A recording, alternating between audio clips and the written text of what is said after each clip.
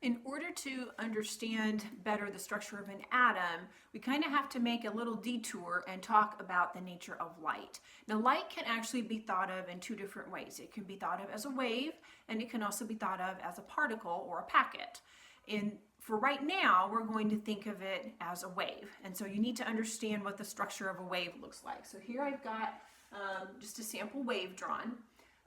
A wave has crests, or the top of the wave, and it has trough, or the bottom part of the wave. The distance from one crest to the next crest, or from one trough to the next trough, is considered a wavelength, or it tells you how long the wave is. If you take half of the distance between the crest and the trough, so basically half of the height of the wave, you're going to have the amplitude of the wave. Now, the amplitude of the wave, especially if it's a light wave, that's going to tell you how powerful the light is, how bright that light is. So the higher the amplitude, so the taller the wave is, the brighter your light is going to be. If your light's really, really dim, you're going to have a really short, squatty wave. If you have a really, really bright light, you're going to have a really, really tall wave, because the amplitude talks about how much energy that wave has. You can even think of that if you're standing on the beach and you've got little bitty waves coming to hit you, or if you've got great big huge waves and they're coming in pounding on the beach. Which one's going to knock you over? The big tall waves are going to knock you over. So the amplitude tells you how much energy or how much brightness a light wave is going to have. Now, if you think about the visible spectrum, or the light that we can see, the most common way to think about that is in the form of a rainbow. And I didn't have enough markers to get quite all the colors of the rainbow in here, but I think you're going to get the idea. We've seen rainbows for a long, long time. We're very familiar with them. So red is on the top and violet is on the bottom. And the way that I remember that red light has the longest wavelength is because if I look at that picture of a rainbow, the arc of the red arc is much longer than the violet arc on the bottom. And so that helps me remember that red has the longest wavelength. Probably, again, this is something you've heard of. He mentions it in the book, that the way to remember the order of the colors in the spectrum is by the name Roy G. Biv, because that helps you remember the names of the colors. Red, orange, yellow, green, blue, indigo, violet. And so red is going to have the longest wavelength, and then they will decrease in order till you get down to violet, and that's where the shortest wavelength will be. Okay, so the wavelength is related to the speed of light and the frequency. Now, the frequency is how often something happens. Frequency is probably, again, a word that you've heard before. If you're talking about waves, and if you're standing on the beach, the frequency of the wave is how often a new wave is going to hit you. And so the speed of light is a constant. It is always the same. So the speed of light is 3.00 times 10 to the 8th meters per second. Again, not a number that you have to memorize, but it is a constant and it does not change. This is the equation that you're given in the book, but a lot of times I like to rearrange that equation and think of it this way. And the reason I like to do that is because it helps me figure out then the relationship between the frequency and the wavelength. They are classified as being inversely proportional. And what that means is that as one goes up, the other one's going to go down. Let me show you what I mean by using actual numbers as an example. Let's say that you have the equation 20 equals 5 times 4. Since the speed of light is a constant, I'm going to take this 20 and I'm going to make it constant. I'm going to say that it's always going to be the same. So 20, if I make this number go up, so if I make my 5 go up to 10, the 4 then is going to have to go down to 2 so that it stays equal to the same number on the other side. So this one went up, this one went down. If on the other hand, I take this and I make this number go up, if I make this number go down, let's take it down to 1, then this has to be a 20. And so if I take the 5 down to 1, the 4 has to go up to 20. So inversely proportional means that as one goes up, the other one is going to go down. And that's a really key relationship that you need to remember as far as frequency and wavelength are concerned. If the frequency of a light wave goes up, the wavelength is going to have to go down. And likewise, if the frequency goes down, the wavelength is going to have to go up. Okay? Inversely proportional. So therefore, if red has the longest wavelength, it's also going to have the shortest frequency. If violet has the shortest wavelength, it's going to have the highest frequency. Okay, so that's a relationship that either you need to memorize it or you need to be able to look at the equation and say, okay, I understand that if this is constant, if this one goes up, this one has to go down. If this one goes down, this one has to go up. They're going to go in opposite directions in order to keep this number the same. He gives you a relationship. A lot of times wavelengths of light are expressed in nanometers, and the relationship that he gives you in the book is 1 nanometer equals 10 to the minus 9th meters.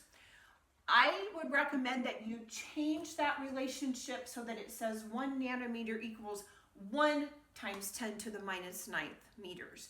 Remember that if you multiply anything by 1, it's the same value. So both of these mean the same thing. But the reason I like to have you do it this way is because then you're typing this number into your calculator the same way as any other number that's in scientific notation that you're going to type into your calculator. So if you're typing this in, you're going to hit a 1 and then the exponent key and then a minus 9. And I think it will be easier that way for you to make sure that you get everything typed in correctly and that you don't make any mistakes.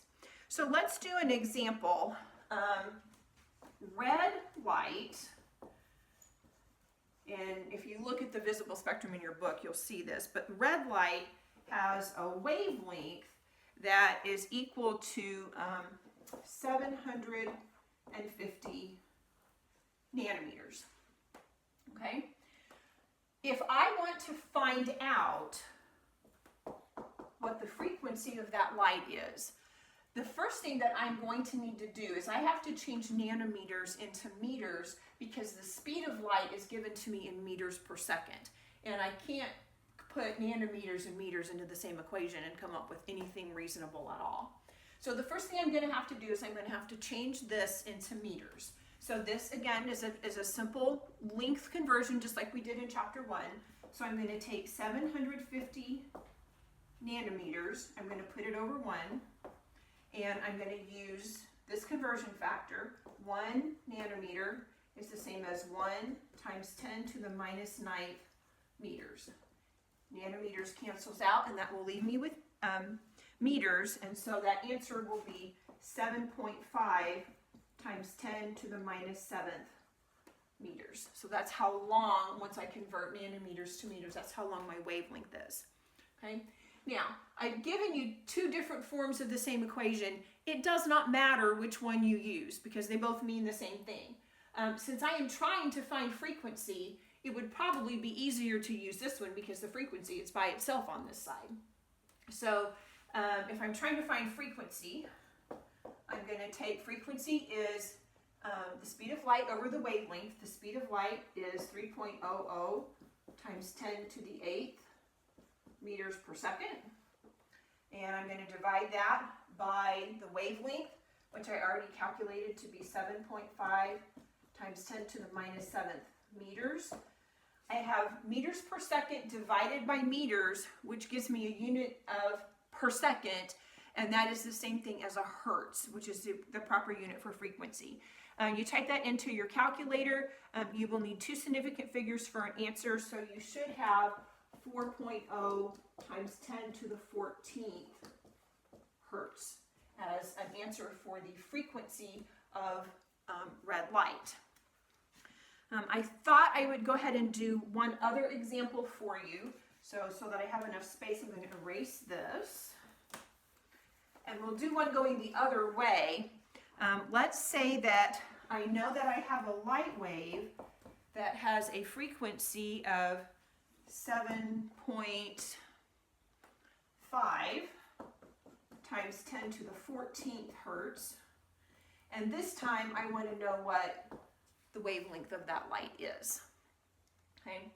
Now, for this particular problem, I personally would prefer to use this equation because it will be easier to solve this equation for your wavelength than it will be to solve this one because this is in the denominator. You got to use a whole lot more rearranging than you would if you use this equation. So I would use the equation in this form. So C equals F times wavelength.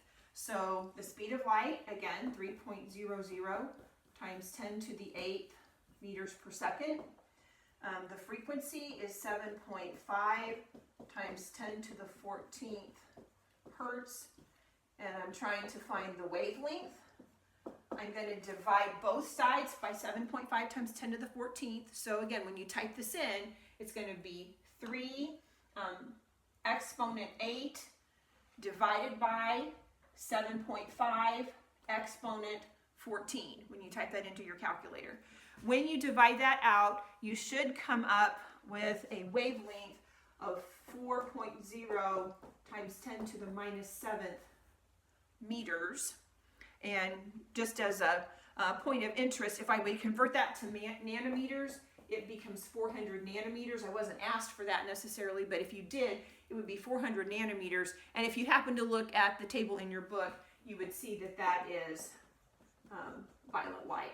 Now, most of the problems that you're going to work, it's just going to ask you to find out what the wavelength is. It's not going to ask you to find what color of light it is. In fact, sometimes the wavelength of the light might be something that we can't even see. It might be a different type of wave than the visible light.